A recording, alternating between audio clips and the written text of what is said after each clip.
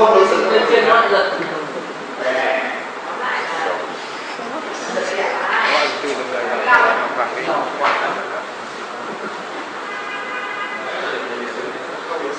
Đây là mũi 2 tầng này, đây là 4 tầng, 6 tầng, 10 tầng.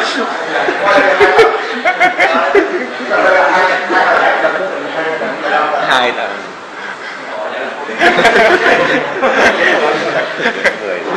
15 rồi. Rồi, hai số học đây là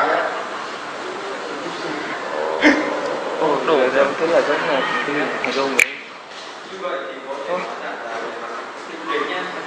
Thì chúng ta thấy rằng là có đi đến các sản phẩm trong nhà rất là làm phần có người là đây sửa đổi hoàn lên là cấp ban đến vừa và không thì sao thế thì ở những cái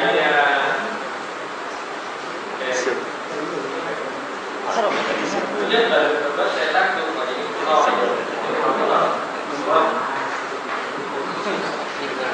tách khe ra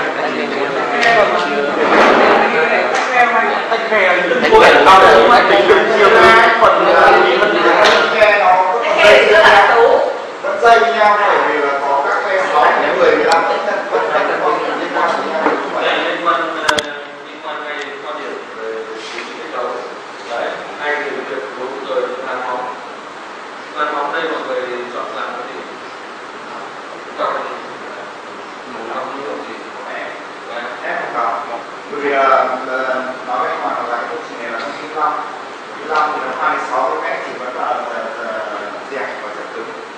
Thế thì xin quý vị mọi người rằng nếu sử dụng ép và nó trên hướng thành đồ đấy là nên suy nghĩ mà thứ hai là ép là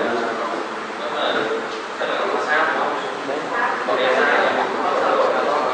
Cái sai không đúng là đáng kể. Thứ nhất là đúng là đáng kể, thứ hai là đúng là sẽ khó kiểm soát.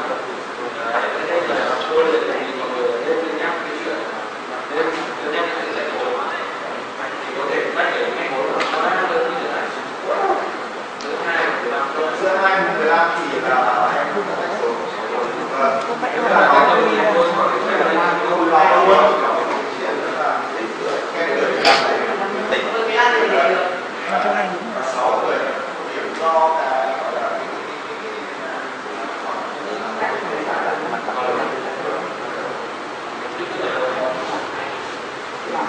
không hề bạn không được bố